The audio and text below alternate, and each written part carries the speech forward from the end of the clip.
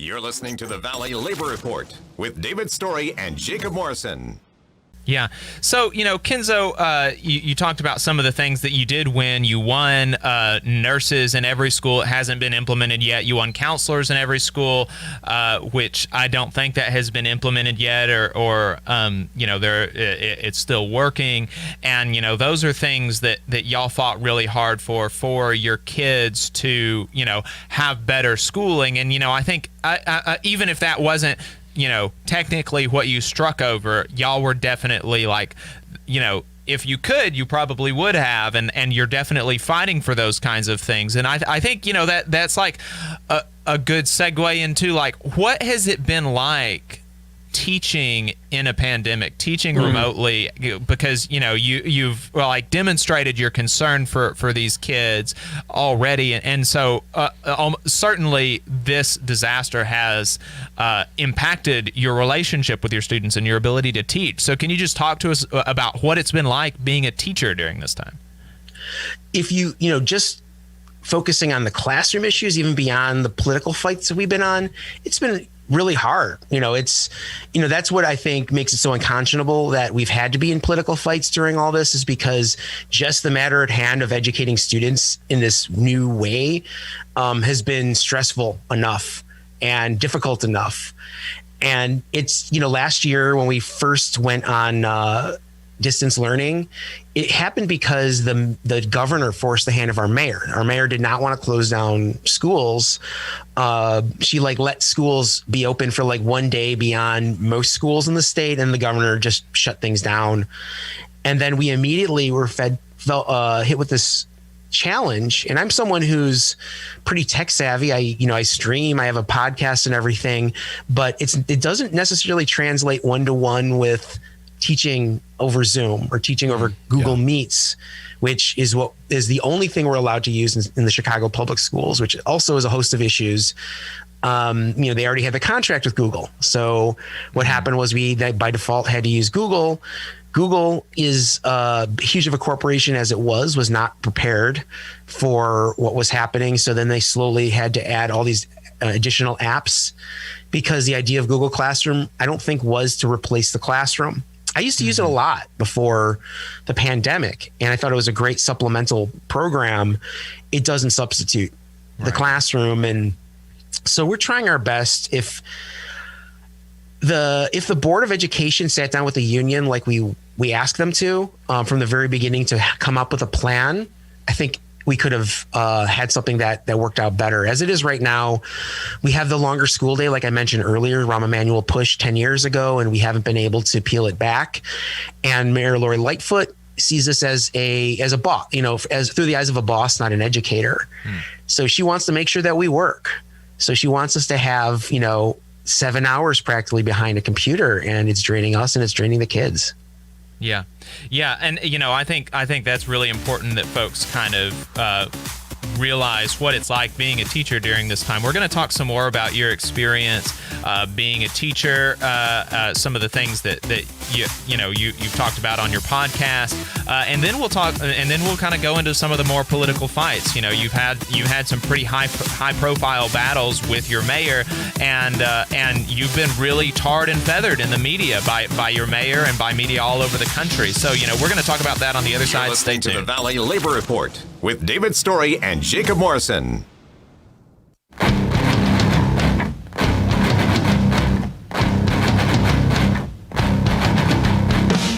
Lonely dead, stuck, bleeding pig.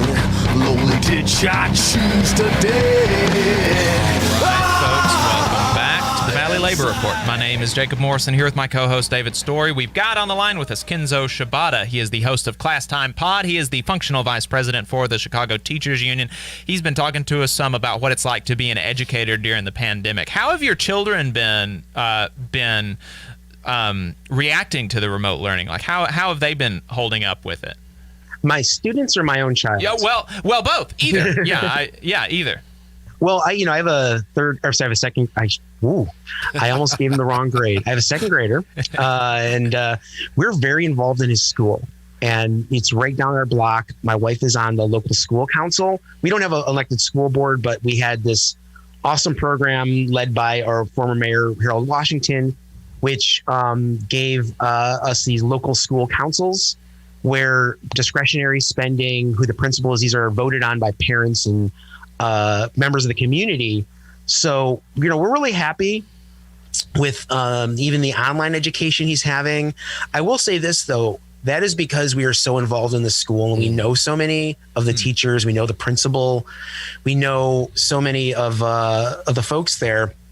One thing, though, that we did make sure to do, my wife being so involved as an elected leader at the school, she talked to every parent in my son's class because the principals, when the mayor started pushing this in-person learning, the principals were tasked with basically selling it to the parents. They could be sanctioned. Their employees, they're kind of middle management. Even though they're elected to the schools, they can be fired by the boss still. So they're selling in-person learning. And, the job, my wife as a room mother, she was just calling all the parents and, having the one-on-one. She's a former labor organizer. So she was having the one-on-ones and, all but one decided that they didn't want to do the in-person. So my kid's poor teacher, who we love, and she's doing a great job, has to teach one kid in class and then another 15 kids online while wearing a mask, while the one kid is in the classroom in a mask behind a shield, a plexiglass. It's weird and it's off-putting. But because of all the work that we've put into making his school be, really responsive to the community, he's having a pretty decent experience with it. My students, I teach high school and I have mainly seniors this year, and they hate it. They hate having so much screen time. That's the one complaint I hear the most. So I try my best to limit it as much as possible. But the Board of Education, as much as the union demanded, is not allowing us to modify the school day to cut back on screen time. And if you go to the suburbs, they are doing that. The schools systems that have, honestly higher test scores, they're lowering screen time to like maybe 2 hours a day. And we're still required to have a full, almost 7-hour day of that. So my students, they're just ready to graduate. They are sad about missing prom. And they're sad about missing graduation. But overall, they said that if we went back to in-person, they would not take that, and their parents would support them in that because, the students I teach, a lot of poor working class, Black and brown students, COVID has hit their communities very hard. And they know that, even if the CDC says one thing, they've gone to work and they've caught COVID at one point, or their families caught COVID, or they've, lost family to COVID. It's, I think that's why, overall majority Black and brown families are not sending their kids to in-person. And only 20% so far of families have even opted in. That's it. That what you just said, about them forcing you to have so much screen time. Yeah. That once again speaks to what we were talking about earlier, but it also speaks to the disconnect, because here in our state, all of the teachers are working, but the parents had the option. You could opt into in-person or opt out and do online. And I've got 2 children that's still in school, both in high school. So you would be teaching them. And we went and met with the teachers prior to the school year starting, and they both wanted to go online for various reasons, but they allow the teachers a lot more flexibility here to put together lessons and things like that. And they do the screen time like what you're talking about. That's available to the students if they want to go in and watch it. But also, at 16, 17, 18 years old, they recognize that at some point these children are going to have to learn responsibility, as they enter the workforce, and they're close to entering the workforce if they're not going to go to college. And they kind of put the onus on the children and said, if you're not getting it, you're going to have to come to school in person. But if you're making good grades, you can continue doing this, and we're just going to kind of give you your work.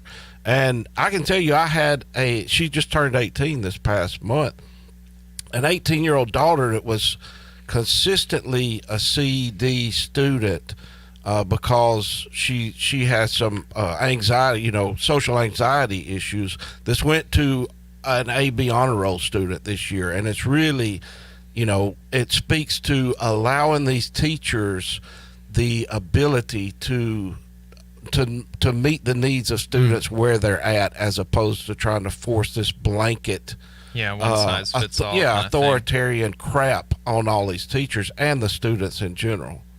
So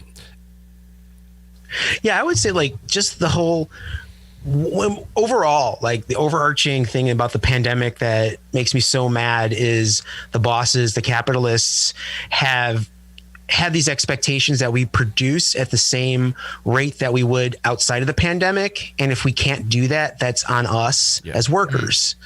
And, I think it's most naked on display when it comes to the teachers fight, but it's happening absolutely everywhere. And what does that mean? That means that because we are working harder, the cost of masks, the costs of transportation have gone up for, workers, that we're actually getting compensated less for doing more. My days as in my 17th year of teaching now, I could, some lessons I could honestly teach practically asleep. I could just do that. But this year, it's not like that at all, because teaching online is not the same as teaching in person. Right. There's just so many things that you lose out of it. You can't really do group work in a good, with fidelity. If a kid is having a bad day, I can't just walk around the room and kind of say, hey, how are you doing? Because, most of the kids just have their cameras off. So I can't tell if a kid is behind, the screen smiling and, into it, or if they're moping, or if, frankly, they just logged in and then walked away. And that's not to put it on kids. They're going through this also, and to have the same expectations that they had beforehand is just, I think, so unconscionable. And Bernie was really good at putting this out there about, people that fell into bad luck with money. He said, it's not your fault.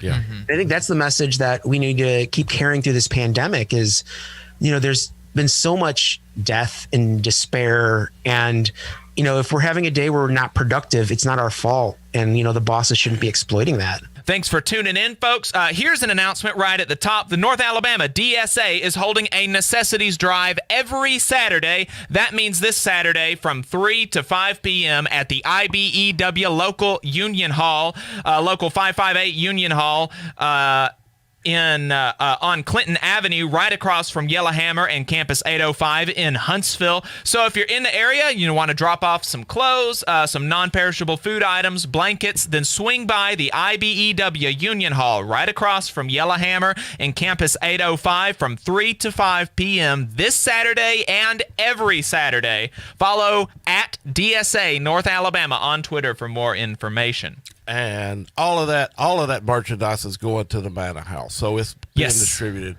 very well, and they really need PPE as well. So if you've got hand sanitizer, go by Costco and support the Teamsters out there and pick up some hand sanitizer and take it over to them, or some masks. Yep. So if you want to see what we're up to throughout the week, get our snide quips about the news of the day, then you should follow us on social media. We're on Facebook at facebook.com/The Valley Labor Report. We're on Twitter at Labor Reporters. I'm on Twitter at JacobM_AL. David is on Twitter at Radical Unionist. That's spelled RADICL Unionist. If you missed part of the show and want to go back and watch it later, you can search YouTube for The Valley Labor Report and subscribe to our channel. You can go back and watch the full show there, and we clip segments and release them throughout the week.